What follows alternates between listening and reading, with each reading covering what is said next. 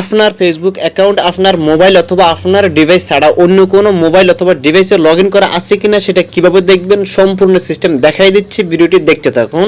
প্রথমে আপনি original Facebook অ্যাপে চলে আসবেন। অ্যাপে আসার পর আপনি উপরের দিকে অথবা নিচের দিকে 3 ডট মেনু পাবেন, এখানে ক্লিক করে দিবেন। ক্লিক করে দেওয়ার পর আপনি একটু নিচের দিকে আসলে পাবেন সেটিংস অ্যান্ড প্রাইভেসি। আপনি সেটিংস অ্যান্ড প্রাইভেসি এটাতে টাচ করে দিবেন। এরপর আবারও সেটিংস অপশনে ক্লিক করে দিবেন।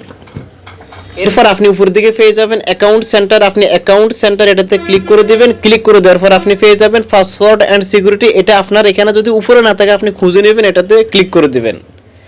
ক্লিক করে দেওয়ার পর আপনি একটু নিচের দিকে আসলে দেখতে পাবেন এখানে হোয়ার আর ইউ লগ ইন, এখানে আপনি ক্লিক করে দিবেন। এরপর আপনি আপনার প্রোফাইলে ক্লিক করে দিবেন।